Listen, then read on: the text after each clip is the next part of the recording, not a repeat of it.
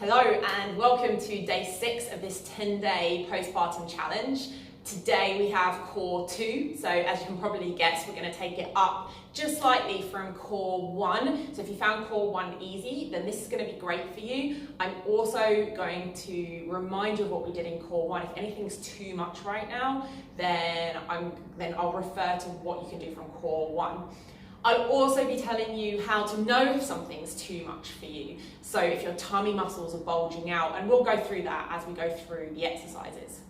I have a very different approach to core training from most of what you probably know. This isn't going to have that feel the burn in your abs like you're probably used to from other trainers. But this is a far more effective way of strengthening the abdominal muscles and really paying attention, making sure that all of those muscles are coming into what we're trying to do, whatever movement you're trying to do. I also want to remind you that this is the beginning. This is where core training starts. This is for if you've recently had a baby or if you feel like your abdominal muscles are really weak after having a baby, even if it's years later. So this isn't what core training will always look like after you've had a baby. It's just how we start to connect to those abdominal muscles. Most women that I work with are used to just smashing away at the abs and not really paying attention to what's actually going on. So I'm going to really get you to pay attention to these abdominal muscles and know what they're doing in whatever exercise you're doing. That's enough from me. It was a long intro. Let's get started. So we're going to lie on our back and we're going to start with the breathing. Okay, so just reminding you what we did last time. I want to get that 360 breath going. So I want you can put one hand on your rib cage. I'm mixed up with my hands here. One hand on your rib cage, one hand on your lower belly. I'm going to take a few breaths in here. Okay, so we're trying to breathe into the chest and into the belly, and try and bring that breath into the pelvis. You might notice that one area, to keep on breathing while I talk. So we're breathing into the lower rib cage, and into the belly, and into the pelvis if you can, okay? So a nice big breath. And what you may notice is that one area feels more tight for you. So some women find it really hard to get the breath into the belly, and then all up in the chest. And I actually find it much harder. I find it really easy to get the breath into the belly, but this area, the chest area, is really tight for me. So just paying attention to your breath and paying attention to what area feels tight, and try and breathe a little bit into that as well, so we get that nice balanced 360 breath. I want to add something onto this. You're just going to take your fingers and tuck them under the rib cage. You're going to take a few more breaths here. You can do it just one side or on both sides. And you should feel this area is nice and soft. I'm going to take a nice big breath again, and what you should feel is your diaphragm comes down and pushes your fingers out. And then as you breathe out, just letting everything go, you should feel that your fingers can go right up into the rib cage again. Okay, so nice big breath in, your fingers get pushed down, and then as you breathe out, you should feel all those upper abs and the diaphragm start to relax just a little bit. So they shouldn't be pushing your fingers down when you breathe out. Okay, we're just going to do that one more time. Nice big breath into the belly, and then as you breathe out, feel your tummy muscles relax. You don't want to feel them pushing down. Okay, from there what we're going to do is back to this exercise that we did last time with the breath. As you breathe out, lifting one knee up and then putting it back down. Breathing in and breathe out as you lift the other leg back up, and reminding you that your tummy muscles will go out with the in-breath, and then as you breathe out and lift the knee up, you want to keep your tummy muscles flat. If they're bulging out, you want to try and stop them from bulging out. You're not sucking them in, you're just trying to stop them from bulging out. Okay? So just gentle breaths. If that was easy for you, what we're going to do is take it up a level. If that's not easy for you, stay there. But if that's easy for you, what you're going to do is when you get this first leg up, you're going to take a nice breath in, and then as you breathe out, pull the other leg up to meet it. Okay, and you've got your hands on your belly, and what you're trying to stop is from the belly from bulging out. Okay, so you're not sucking your tummy muscles in, you're just stopping them from bulging out. Okay, we're going to put that second leg back down, again stopping the tummy muscles from bulging out, and the first leg back down. And we're going to switch legs. So this time, whatever was the second leg up, that's the easy bit. Second bit, pulling that second leg back up, and try to stop those tummy muscles from bulging out. If you can't do that, you want to go back to what we were doing before, which is one leg at a time. So that's second leg down and the first leg back down to meet it. Okay, I'm going to go back to this leg. So for me, it's the left leg, lifting up. Right leg comes up to join it, and I'm stopping those abdominal muscles from bulging out. Right leg goes back down, and then the first leg goes back down. One more of these. Right leg up, second leg up to join it, stopping the tummy muscles from bulging out. Left leg down, and right leg back down. Okay, now we're going to come into a side plank. So again, all the way through these exercises, we're watching for if we really can't control the tummy and it's bulging out, we really want to try and stop that tummy from bulging out. If we can't do it, we're going to go back down. If we really can't do it, when we concentrate, we're going to go back down to what we were doing before. So coming into a side plank, we're going to start on our knees. Okay, so we want to make a straight line from our knees to our elbow, and our hips come up and join it in the middle. Okay, and here you can have a look at what your tummy's doing, and you can feel your tummy muscles with your hands. Okay, and if you can't control it and they all sort of bulge out like this, then you're going to go back to the.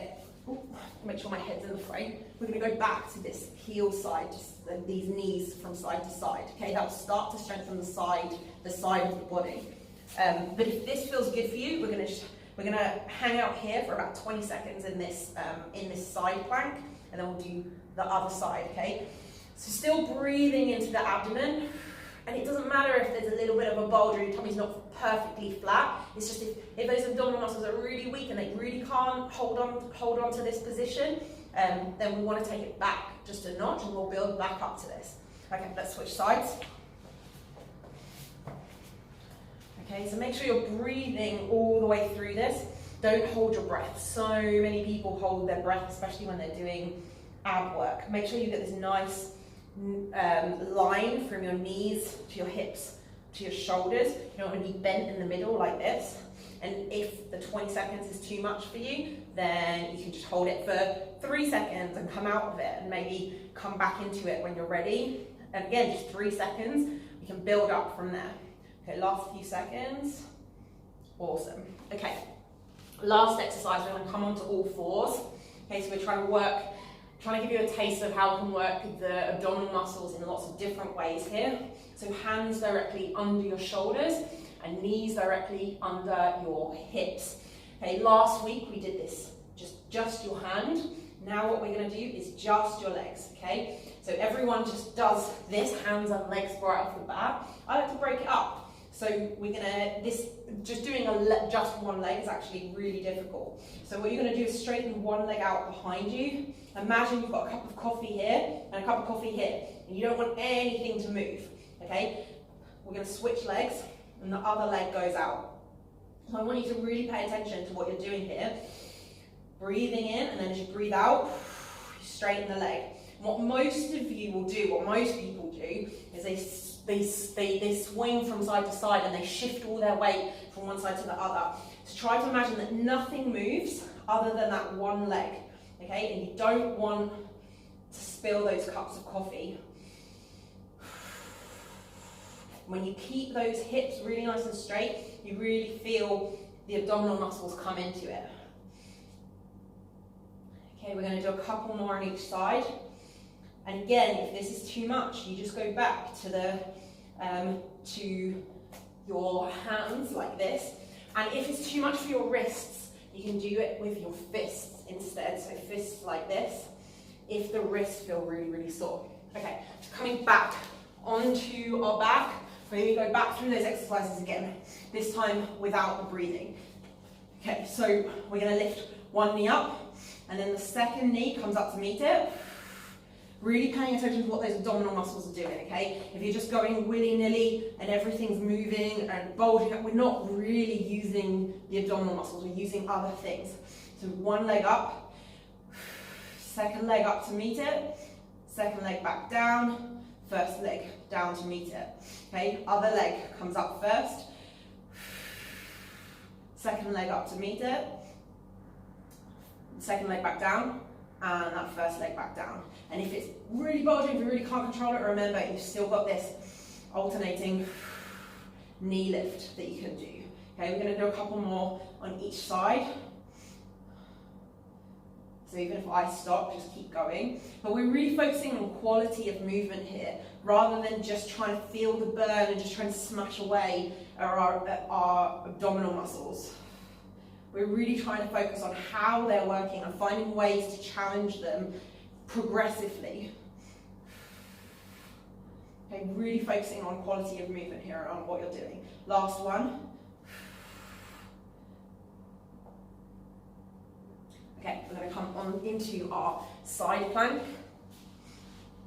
Okay, lifting up, we're going to hold for about 20 seconds on each side. Again, making sure your elbow is directly under your shoulder. You don't want to be over here somewhere. Right under your shoulder. It's great for strengthening the shoulder as well. Try not to twist into it, try not to bend your body. Okay, remember, if this is too much, you're lying on your back and your knees are going from side to side. Okay, last few seconds. I'm not really counting, I'm just completely guessing. And on to the other side. And remember, if 20 seconds is too much, if you can do it, but you can't feel like you can hold that 20 seconds, then just hold it for a few seconds and then come out of it and then go back into it. Okay, it's not, you're not going to get a medal for doing 20 seconds today. It might be that you do 3 seconds today, then 7 seconds the next time, and then 13 seconds the next time, and you build up gradually. That's how we get stronger. Okay, last few seconds here, and then we're going to come back into our bird dog. Again, wrists like this if it's too much on your hands. If you find it, if you find that you are really swinging from side to side, then just stick with your hands for now. Okay, it's great for strengthening the upper back as well. So, one leg out behind us. Think about those 2 cups of coffee. Push the floor away, stay nice and active in your shoulders and in your scapula. Straightening your elbows. You don't want to be like hunched like this. You switch sides. Probably switched sides a few times there while I was talking away. I'm really paying attention to where your hips are. Are you over here? Bring it back down so they're facing the floor. Try and time it with the breath. It's not totally essential that you breathe out on exactly the right time or whatever. We can get really, really obsessed with the breath and when we're supposed to breathe out and when we're supposed to breathe in. It's a good way to stay focused. It's a good way to start thinking about using your abdominal muscles, but it's not the be-all and end-all.